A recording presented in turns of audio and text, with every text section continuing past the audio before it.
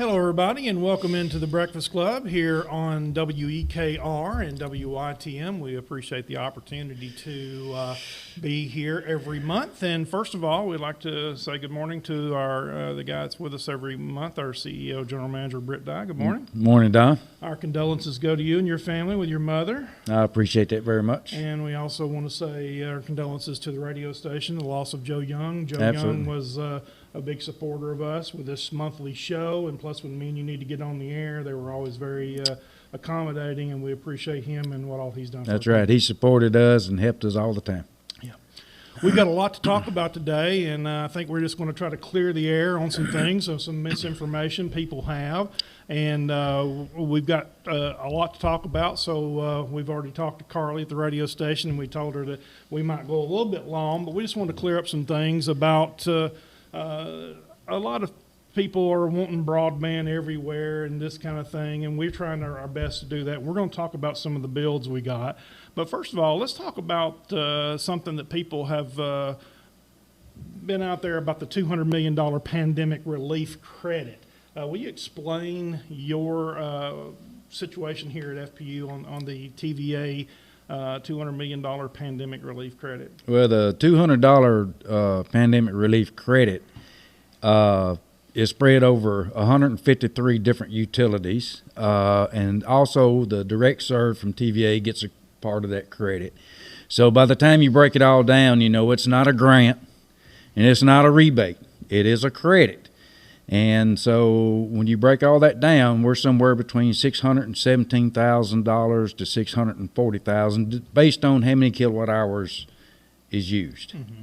Let's talk about a direct serve customer, maybe who's direct serve. If your direct serve customers are like your big Nissan plants, you know, your real big plants that are served directly via TVA. Now, we have some big industrial customers as well, but we serve them through the local power company where TVA serves them directly without going through a local power company. When you started, let's say, telecom back in the late 90s, one of the things that was the rule then and the rules now is you can't use electric funds to work in the telecom industry. That is correct. You cannot take electric revenue and build commercial broadband services. The regulatory for TVA does not allow that to happen, and it's been like that since we have gone into the business back in the late 90s when we first launched internet and cable TV. Well, TVA specifically states, as you said, that you cannot use that for building the expansion of telecom. Now, this credit is a temporary credit that will go to all the customers. Is that correct? The credit of what the board decide to do will go to better than 18,000 customers on the electric side, somewhere between a 1.5 to 1.6% decrease in the monthly bill of an average of $1,228, I think, is what we used on the average. And so that credit will help all of our electric customers, where if you didn't use the credit for that, like the first relief credit, we put it back into the reserve fund to build electrical infrastructure, to do those kinds of things, and you know, to get ready for your big work plans. We're not out talking about work plans and those kinds of things. We already are looking at how you fund your work plan projects that come up, that's out 4 to 5 to 6 years. Just like the long range forecast is out like 14 more years. Your load data is out another 14 years. So it's not like you're not planning way ahead of what you're going to have to get done in the future. That's right. And so this credit is temporary and will expire September of next year unless TVA extends that. And that's a good thing for our entire, all of our customers. No, that is correct. Yeah. The temporary rate reduction, it allows FPU to help everyone. We talked about that. And something that we have a lot of questions about, and that's the TVA fuel cost adjustment. Like my fuel cost adjustment on my bill won't be the same as yours. About 75% of TVA's power supply comes from fuels to make electricity, not the fuels that fuel the FPU No. trucks, which we've heard since it started pretty That's much. correct. And that includes, this power includes nuclear, coal, oil, and natural gas. Now, TVA cost changes the price of the fuels based on the weather, the economy, the global supply, and the fuel cost goes up and down. And that's something that we, every month, get out into the paper to let people know what that fuel cost adjustment is, because this is a pass-through from TVA. That is correct. The fuel cost adjustment is strictly passed through from TVA to our customers, and some surrounding local power companies do not break it out on the bill, because when you get calls saying, well, the neighboring utility doesn't have a fuel cost adjustment. All local power companies served by TVA has a fuel cost adjustment, and some of them put it in their base rates. Some of them do not break the fuel cost adjustment out on the bill. We felt like it should be broken out on the bill so the customers see exactly what they're paying for. And it's the same thing as a pass-through when they've had rate increases. TVA's had rate increases for the last 2 to 3 years at 1.5%. FPU did not tack anything on to that 1.5%. It was just a pass-through from TVA to our customers. All right. So we cleared up the TVA fuel cost adjustment, at least for this month. It'll come back up, and we'll continue to try to get that cleared And right, up. the credit is only based on the energy use, not fuel cost or anything like that. It's strictly energy use. That's a very good point. Very good point. One thing here, as we go back to the grant money, in the Elk Valley Times, they had a poll that said, should FPU use TVA grant money to expand internet service instead of a customer rebate? Now, in this case, we couldn't have used the money for internet service, so that wasn't even a possibility. No, it was not. And again, you have to be sure you understand it's not a grant and it's not a rebate. So, a lot of the comments that we had coming back to us was thinking was getting $200 million grant, and then how much of a rebate are they going to get, and why can't you build broadband through the entire community? Well, when you figure the numbers of building broadband out into the county, you're talking somewhere between $35 to $40 million to get broadband in the entire county, and FPU cannot afford that. Telecom department, based on revenues or anything, it cannot afford that. The only reason we're being able to expand the way we're expanding right now is because of the 2 grants that we got awarded from the state. And while this is going on, and we'll talk about those individually here in just a second, but while those are going on, we have a full customer base that we have to take care of, and a full plant that we got to take care of, and continuing to build, and it's all hands on deck here, and we're all working hard in the middle of a pandemic, and so that's a challenge from the top down. It is a challenge, and when we first talked about this, applying for the grant, of what concerned me the most was there's a deadline by December the 15th, and when you're building better than 90 miles of fiber, and it's in the very rural areas of the county, so you have to go, across those areas. It's not easy to get through, especially pulling fiber and those kinds of things, and we're having to trim a lot as we're pulling those fibers. But you got to be through by December the 15th to get the grant money, and you got to do everything you can, especially when you're talking, $1.7 million. That's a lot of money. Let's talk about that first grant. This grant here was awarded in April, and it's a 50-50 match. Explain a little bit about that part of the 50-50 match. Well, you got the total cost. The total was like a little around $4 million. The grant was 1.750. The FPU portion is 2.25. thousand. So miles of line, that's 250 miles, and we're going to pass like 1,489 customers. Now that's on the first build on the southwest, because we've had questions about now where you're leaving our area, not getting it built to go on the other area, but that's not the case, because we have contractors. We got engineers right now finishing up the design on the southwest part of the county of where we're building this fiber. So here before long, we will start constructing that fiber as we're using our own folks up on the other end, on the northwest part of the county. And the reason we're using our own folks up there is because we got to get it done. You know, we got to get it done, beat the deadline. Yeah. And we'll talk about that in just a second. Now, the first grant we're talking about that goes down toward Blanche and back up through there, that's will be going on. That's going to be done in the next couple of years total, would you Yes, say? Somewhere that's in that correct. time frame. Now, the other grant that we're talking about up toward Petersburg, that one's going to be done by end of the year, basically. December 15th. Okay, so we're hustling really hard to get that done to meet the grant financially there for sure. And one thing that's very interesting, as let's talk about the word underserved. Okay, the word underserved or unserved, you know, is areas where nobody else is offering broadband services in that area. That's the only place we really can be building these kind of grants. Of using the grant money, that's all that we are allowed to do by state guidelines. Now, if you're, we put in areas before, like this was the third time we got applied and got the grant down toward the southwest part of the county, because every time you apply, you got deadlines, you have to have everything in, and by the time you apply, then you get, they look at all your area and all that kind of, well, you can't build here because you got this group that's already in there serving this area, or you got wireless in this group serving that area. But if you got anything like that, you cannot pick that area, and a lot of times we don't know, or if there is anybody in those areas that are already applied for a different grant early on or something, and so we're not allowed to do that. So the state will kick you out,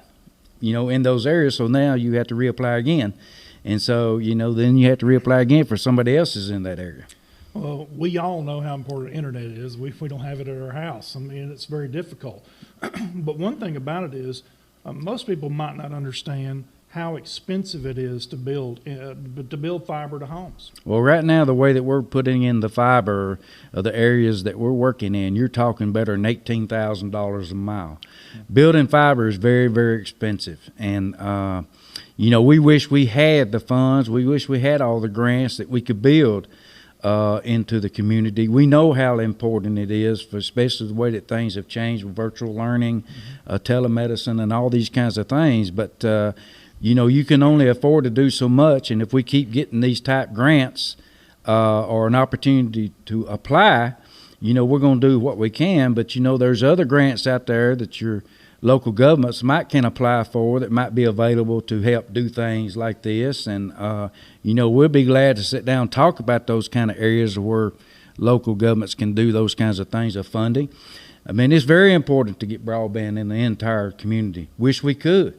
But, you know, when you're talking $35 to $40 million, FPU cannot do that alone. That's true. And one thing that you and I have talked about, when you build this out there into the middle of nowhere, believe it or not, there are some people who might not want it. And there's some people who, if they get a little bit better price, they might go somewhere else or do something else. And here we've got a lot of money invested in an area that they may not be totally on board with. That is correct. You know, that's just like when we first went into the business. And I will tell you right now, if it's 50 cents cheaper than what we offer, you have customers that will change and, you know, or drop you as a service provider. Well, explain how we got into business. I know you did a little bit, but why did Fayetteville Electric System at the time get into cable and internet? Because it was we were approached by how the service was not up to par, I guess you can say. And it was expensive. And it was very expensive, no competition, those kinds of things. So we were asked to look and going into that direction. And then the first thing the electric system did was change the law where municipals could get into the internet cable business. So then we kept approaching that, and then we finally got into it. But, you know, when you're talking about competition, it's very tough. But you can build several miles of fiber, not past the first home when you're talking about in the rural community. But at the same time, you know, you could build it today and everybody be hooked up, but there's no guarantee. So you have to have a good business plan of what you're going to do if you don't have the revenue coming in to pay for what you just built. You know, you gotta have your turn there. That's right. So We were the first that got into it, and now we're having people, other utilities around the state, who's just now dipping their toe into the telecom business, and it's not as simple as you'd think. It's not that simple because, it's not only the grant money that you have to deal with working with the state of the guidelines you have to follow, being audited and those kinds of things, but at the same time, TVA will audit you of how you're doing your business if you're building fiber. We can build fiber with TVA's blessing to our substations, our equipment out on the power lines, our advanced meter infrastructure, our capacitor banks, our regulator stations. We can build fiber to those because we got all that data, that comes back into our SCADA system. We can put SCADA system, automated switching, and all those kinds of things out there, and then we can lease some of those dark fibers to the telecom department. Mm-hmm. But at the same time, you have to be sure that you're following all the same rules of what TVA comes out with on the regulatory department side of the TVA. The same thing with the comptroller. That's like, we offer gas, we offer telecom, we offer water, wastewater, but at the same time, you cannot take funds from the water or gas or electric and put them in each other's department. That is, you can't do that. Yeah. You cannot commingle funds. No commingling funds. Let's talk about our relationship, our being a municipality. Let's go with that, and the city of Fayetteville and what their role is with Fayetteville Public Utilities. The city of Fayetteville owns the Fayetteville Public Utilities. All of our assets and everything is owned by the city of Fayetteville. And anytime that FPU takes on debt, we have to get approval via the city. So by the mayor and board of aldermen. Absolutely. Okay. Absolutely. It's just like our anytime that we go, if we get state revolving fund loans, if it comes for sewer, if it comes for water, any kind of loan, what we have to be sure that we do is take the right steps. We have to approach the city financial committee. We have to go in there and tell them what it's all about to get their blessing. And we try to do that before we get in too deep into applying for some of the SRF fundings, because we don't want to get to this point, commit to the state, and then we get turned down by our local officials here. So, we do our diligence by doing what we have to step by step of going to the city, mayor, and alderman. But our debt is approved by the city of Fayetteville, and they own FPU. So it's not simple, when you're talking about and you want to expand services into the county. We have a board of directors, though. That's a little different than, even though you report your quarterly report to the mayor and board of aldermen, but you also report to a board. Our board is set up by a private act back when the Lincoln County Electric Co-op and the city of Fayetteville merged, and it became then the Fayetteville Electric System. So, it's good to some degree to have a different board. But we're still owned by the city. It's just that we're looked at like an arm of the city. That's right. The city does not fund FPU. Gotcha. All right. So as we continue to talk about these broadband grants, the Tennessee Emergency Broadband Grant, this is a $2.1 million grant. It's an 80-20 match, state funded 1.75. You talked about that. Now, right now, FPU went to the doors and hung a thing on the door to try to let them know that this is coming, and we're coming quick. And we really need to know, if you're interested, from the Petersburg area, you might explain that bill a little bit better. I know you know the county better than me, but where all that's going to go. Well, it's going in areas that there is no service. You're talking about like, I know them like Tollgate, North Fishing Fork Road, South Fishing Fork Road. You're on Fuss Hollow. Gingerbread, Cold Springs, Union Hollow, those kinds of places, and it excites us to be able to get out there and expand and offer that service. Again, we all wish that we could get through the entire county because people need it. They need it more than ever, and it's something. If you knew something like this was going to happen, but we were already building broadband in the county to some degree of like tying all 4 county schools together. We did many years ago, partnering and those kinds of things. But we're out there, but you got to get out to other places where we have customers. If we're nearby, customers will come in and pay to expand broadband so they can have the service. Right. You know, we have a lot of customers that has paid for that service to build the infrastructure. On this other grant you were talking about, the total of over $2 million, and the grant portion of 1.754, and FPU's contributing $438,000 on that grant. And, you know, we're going to pass over 2,000 homes between both grants, you know, in those areas. But only thing you can hope and do is keep expanding as much as we can with what we can. But at the same time, we want the community to have broadband services.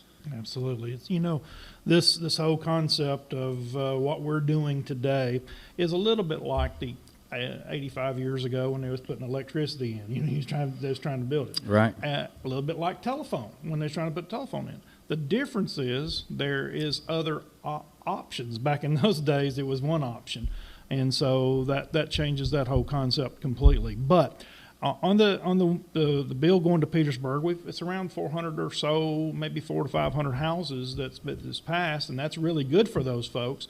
And we really want those folks to contact us and let us know they're interested. We've had about 130, I think Sarah Mack said, that has responded. But we want them to respond because as we build it, it helps us lay out the plan to build to finish the build. That is correct. You know, if we hung all the door hangers, we need a good response coming in here to see how many people's interested. But if you take 496 homes and you got a little over 100 people that has responded, you know, it makes you wonder, are you really wanting broadband? Because now the people where we passed and they see that we're bringing $5 million, they are excited. They're ready for service. They're ready to hook up, you know, and all those kinds of things. But we need that response to know for sure where we need to build those taps of hooking up customers.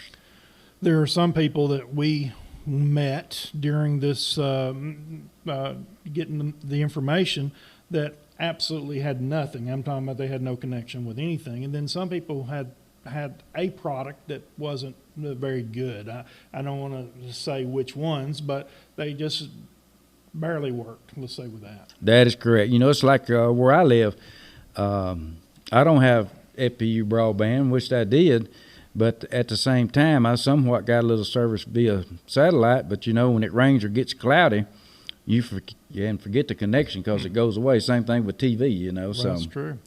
All right, one thing that we've talked about, we got some questions here sort of as we get ready to wrap up, but why is FPU not responding to the whole county? How much would it cost? Give me some kind of idea what it would cost to build the whole county. I know that's not possible, but we'll just throw that number out. That's somewhere between $35 and $40 million. Okay.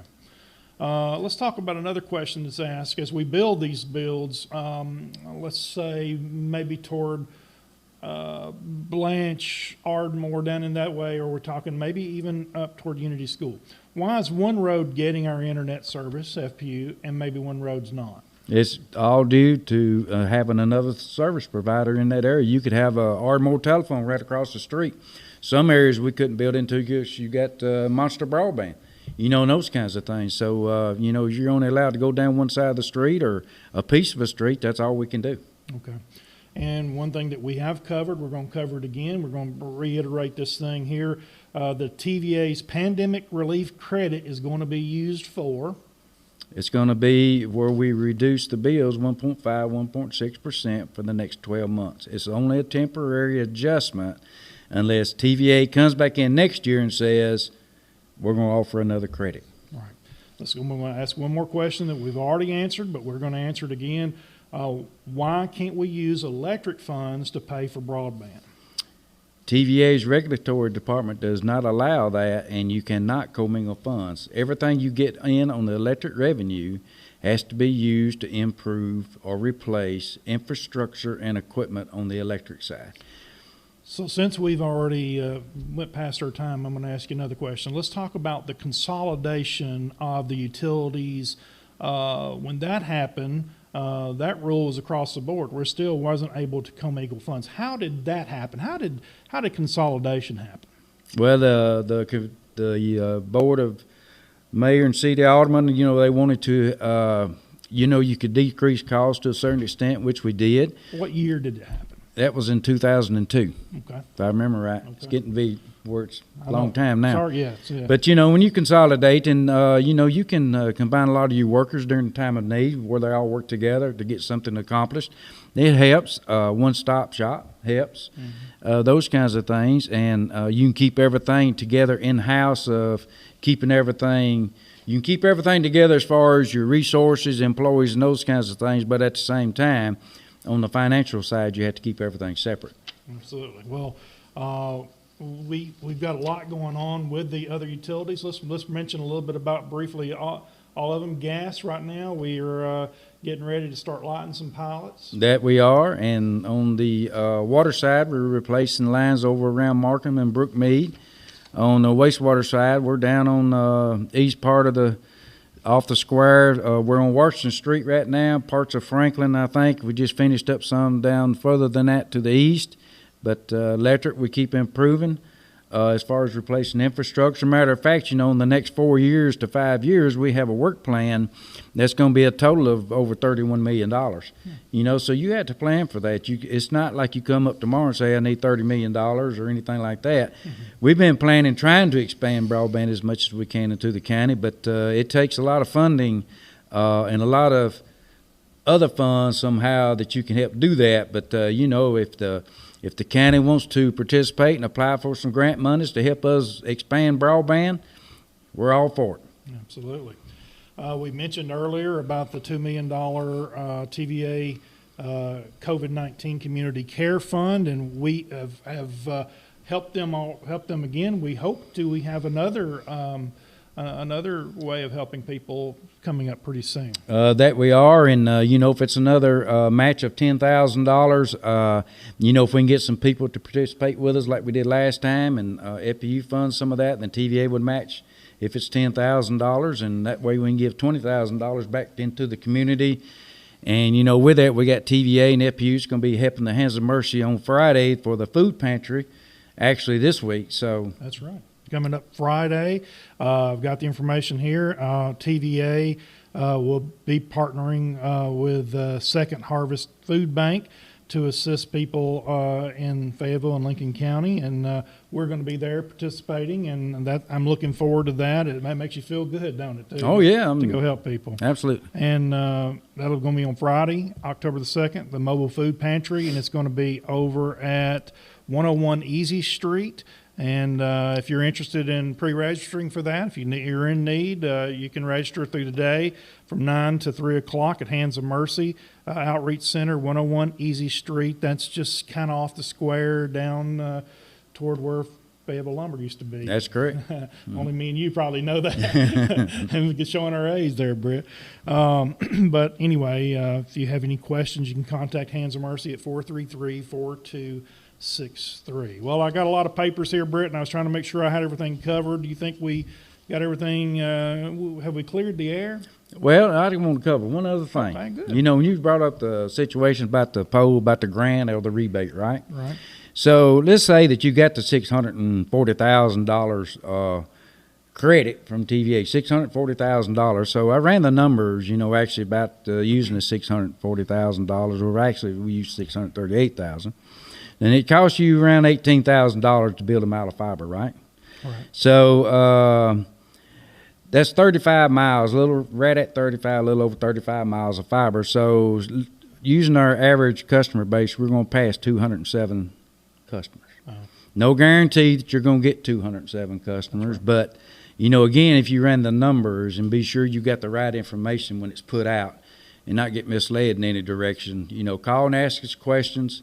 We'll be glad to answer your questions the best that we can. We're open doors, and I'm sure somebody will get back in touch with you, or if you want to come down and ask what our future plans are, I'll be glad to sit down and talk with anybody about our future plans. But our vision for all departments is out several years, and we're not one to sit back and think inside the box. We're always thinking outside the box, and we're going to keep moving forward, and we're going to use what we can to keep expanding. Broadband, especially with more grants. I think there might be another round coming up sometime soon, and I'm sure we will apply for that. But, we're going to do the best we can with what we can, but it is very, very expensive, and you got to have the funds to be able to build it. every time we go up to bat. We don't always hit, but we have hit 2 big grants here in our community, and that's a good thing. It's a good thing. A lot of power companies got a piece of that grant, and it was a good opportunity for us to expand in rural communities where they're unserved or underserved. And if they give us if we can apply some more and get some more funds, we got to weigh it out, see what we can do, because you still got to do the matching part of the grant. So, whether if it's telecom department or if we build more fiber for the electrical infrastructure to be able to lease fiber, we look at ways that we can get broadband out into those areas. Absolutely. Well, we thank you for what you've done. Thank you for helping us get to where we are today, and we're going to keep on keeping on doing what we know is right and what we know is good for our community. That is correct. We're going to do what is right. The board makes very good decisions. We have all our information together. We do our diligence before we make a decision. It's not just off the cuff of what we're going to do. It takes months of planning, sometimes years of planning, and that's the direction we're going to keep moving. Absolutely. Well, thank you for what you do. Thank you for the board. Thank you for the city of Fayetteville, and thank you for our employees here for stepping up, because we've got a lot of people stepping up to get this broadband to the homes on time and at the lowest possible cost. That is correct. Thank you very much. Thank you. We've had our CEO, General Manager Britt Dye, with us this morning here on the Breakfast Club Newsmakers. We appreciate both radio stations for getting this on the air and letting us go a little bit longer today to clear the air. And we appreciate you watching here on Fayetteville Public Utilities Channel 6. I'm Don Counts, and we'll see you back in here next month.